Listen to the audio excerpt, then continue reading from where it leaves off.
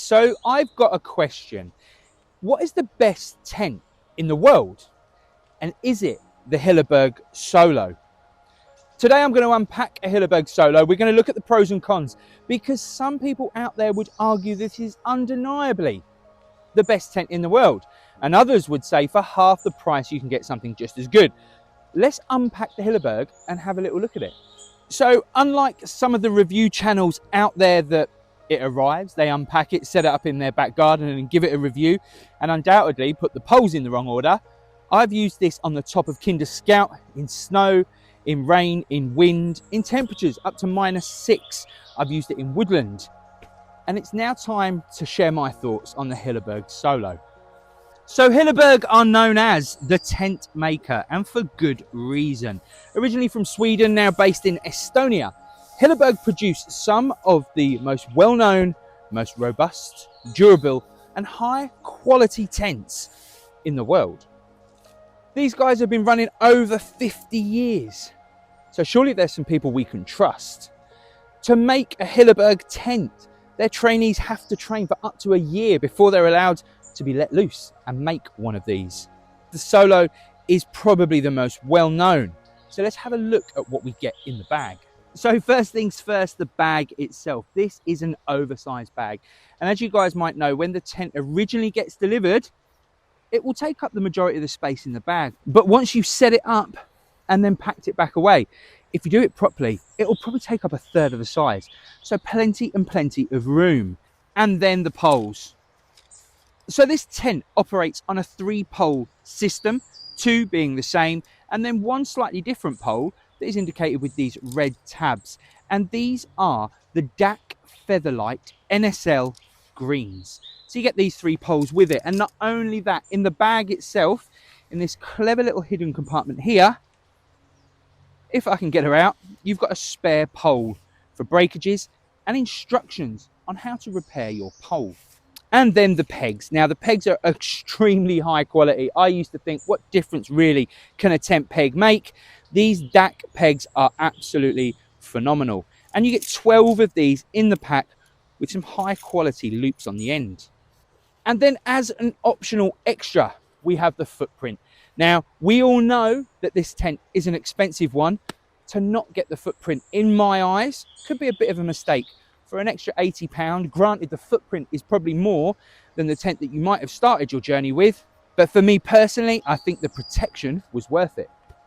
Now, all in, the setup, not including the footprint, is going to weigh in at just under 2.5 kilo, which granted isn't the lightest tent out there, especially for a one person. But this tent has been silicone coated 3 times on each side of the fly. This tent uses a 1200 Kerlon fabric with a 12 kilogram resistance to tear and strain. There is a reason why this tent is trusted by mountaineers, backpackers and hardcore wild campers. So first things first, I'm going to pop the footprint on the tent. Now I've taken this off because of my last 2 camps, and I just think it needed a bit of a clean. So the way you're going to want to do that is to lay out the tent with obviously the bottom facing up. Take out your little footprint. Now, on the footprint, there will be a logo, and the logo is going to go by the logo on the bottom here. So you can see that there, and it's basically, you're going to see the Hilleberg logo in the vestibule area. So once you've lined that up, attachment is really easy. Let me show you. Now on each corner of the tent, you'll have these small plastic rings. As you can see, the inner is already attached to the fly with these rings. With the footprint, you just pop your little red tabs through and follow all the way around. So once you've got your footprint attached, flip your tent back over, and then it's time to insert the pole system. So how I do it, and after watching the Hilleberg official instructional video, which is a bit geeky, I've seen that there are quite a few reviews out there that are installing the poles wrong. So the red pole should be the one that goes over the other 2. So we will insert the 2 longer poles first. You see these little grey tabs? insert your pole all the way down into this bottom sleeve. Really strong, robust sleeve there. Take the pole over into the opposite corner there, like so. Doesn't matter if it falls over, you'll be fine. And then do exactly the same on the 2 other corners. Don't stand on the poles. So we'll pop this in this blue sleeve. So the first was silver to silver. Now we're going to go blue to blue. And there our first 2 poles are connected. And lastly, the red pole. The red pole goes over these 2 and it's slightly shorter. Nice and simple. You're going to pop it in the corresponding tabs, like so. Red tabs, shock horror.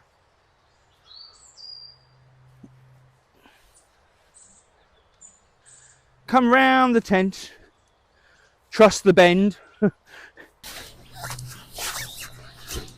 and then just double check all the poles are inserted all the way down into the bottom sleeve, because that could create, like this one for example, isn't. Pop that down. There we go. Now round the whole tent system here, you're going to have these small plastic, very strong, robust clips. So simple. Just clip them on. Now what I like to do is go round the whole tent. It takes a little bit longer, but just go round one by one. So then it's a bit like we're raising that tension evenly, if that makes sense. So go round clipping them on. Now once I get to this point, I kind of just reach over. If you're struggling to reach, just lift the tent up slightly. Put your feet underneath it. You don't want to be damaging your tent. So clip those up like so. Push the pole. No undue stress on the fabric. There we are. So all our little clips are in place, and we can see that this is a completely freestanding tent. Now it's an outer first, the inner is already attached. So in poor weather, you're good. If you suddenly find the ground is not perfect and you want to move the tent around, you can do so. Now I feel that this last little roof section makes the Hilleberg probably as recognizable as it is. You can just clip these onto these little plastic rings on the tent, and if you need to, there are some tensioners where you can just tighten those up. And we are pretty much there. Time for your pegs. If you were in windy conditions, you probably would have already pegged it out, because at this point, obviously it would be susceptible to blowing away. You've got 6 points around the tent at the bottom of each pole. Just pop in your pegs like so and go round. And there she is, the base is all pegged out. Now I'm going to show you guys the guy lines here. Now around the tent there are 6 guy line points, and at each point there are 2 lines, so 12 in total.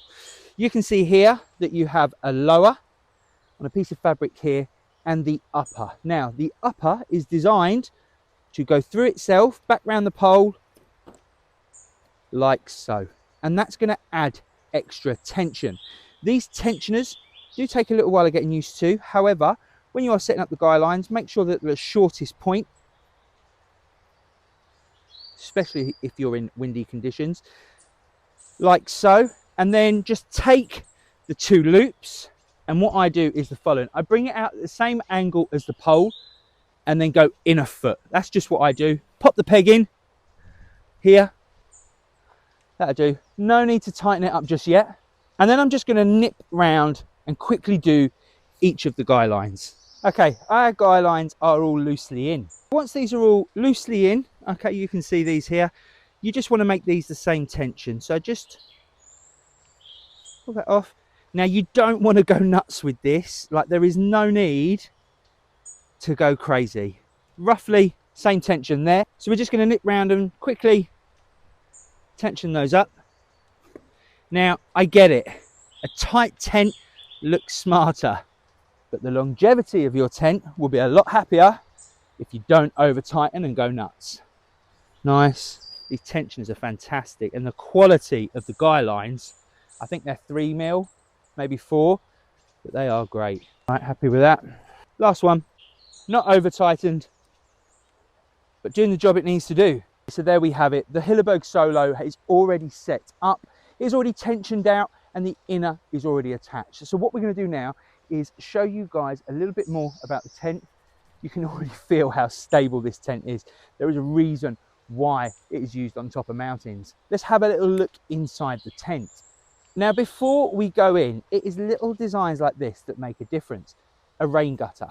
Quite simply, the rain runs down here, hits this little channel and can run off there. And when you go to undo the tent, you will notice a couple of things. Firstly, storm flap on the outside. There is also a small red tab on the bottom here, so you can secure your zip if you were scared that it was going to blow open. Let's undo her. Let's roll back the door, and you've got these high quality elastic straps here. I love the fact that they tension themselves, so the door is back nice and secure. So you can see, using the footprint, our little vestibule area now has that extra level of protection. Let's undo the doors.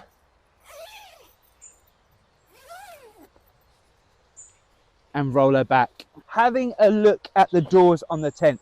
First things first, you've got a nice big double door, pretty incredible open view if the weather permits it. But this is your full mesh. Nice and simple. We can roll that up. And you've got your two pieces of elastic here. And these nice, very well made little clips there, to allow that bug protection. We can still open like so. Little touches like this small, again, very strong, almost tarp-like PVC, just to protect the zips down in this bottom corner here. It is a 4-season tent, but that does come with condensation. In order for this tent to be able to retain the heat, it's going to retain the moisture that you give off. So I want to have a little look at the ventilation now. And what I'm going to do to show you this actually is, I'm going to pop off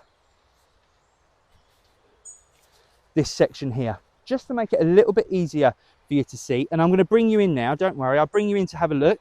Now, one of the features in order to allow that ventilation, if needed, is this small little section here.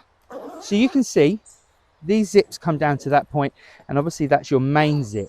With this, like so, you've got this flap here. Now, this flap is actually breathable and it will allow ventilation, but if you need that extra ventilation, there is no problem rolling that down and flipping that over like so.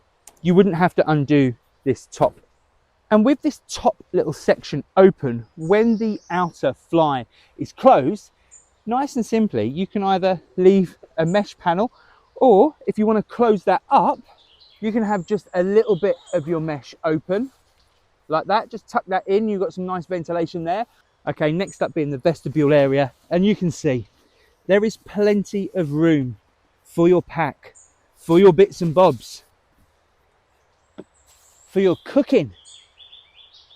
And having that footprint just really almost gives you a little extension to the tent.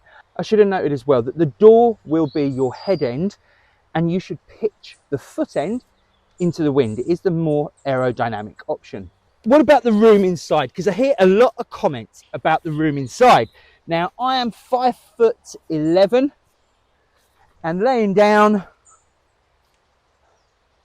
plenty of room for the head, just enough for the feet. Granted, if I was on like a 10cm inflatable pad, I might be a tad close to here. It's a down feather still from my last trip. But I find there's plenty of room. At no point have I thought, damn it, I need just a little bit more. And what I have noted as well, that with my sleeping pad central, I kind of have this little triangular area at the back here, where I just put bits like my phone charger, head torch if I need it through the night. Now, from inside the tent, what you are able to see is these little hooks along here. So you're able to run a little line, dry some bits and bobs, and you also got space for your lantern up there. So I've had the Hilleberg Soulo for a little while now, and I've used it in real world conditions. I've used it on the top of Kinder Scout, and the extreme cold, wind didn't pose a problem for the tent whatsoever. I wouldn't have felt comfortable taking up some of the other tents I own, maybe the OEX, maybe the One Tigris Stella. And I've also been out in the woodland with it, and it has been spacious, it's been roomy. It's felt like a little home from home. So is the Hilleberg Soulo the best tent in the world? Well look, it's quick and easy to pitch. It's freestanding. It's an outer first. It's not bulletproof, but when you're inside it, you'll feel like it is. The durable 1200 Kerlon material is about as good as you're going to get on a tent. Okay, but what are the cons? All right, it can't be perfect. It is a spacious one-man solo tent, but it isn't the roomiest. In order for it to keep you warm, on the top of Kinder Scout, it was probably -6, -7 in the wind outside. On the inside, I was clocking in at about 8 degrees. Now this means my body heat has to go somewhere, and this tent will condensate. You have got the venting, you can reduce condensation, but that will come at a cost of warmth. Let's not kid ourselves. This is an expensive tent. On the Hilleberg site, you can be looking around £1,040 just for the tent. And then you might want to stick the footprint on at around another £1,100 for a tent. My goodness. So I need you to help me answer this. Is the Hilleberg Soulo the best tent in the world? Leave a comment below, let me know your view. Can I give an answer to that? No, I've not tried every tent out there, but what I do know is from my small little Litchfield free Facebook tent to my £70 OEX Fox 2 to my One Tigris Stella 4-season tent. This is the best tent I've been in. It's the best tent I've bought.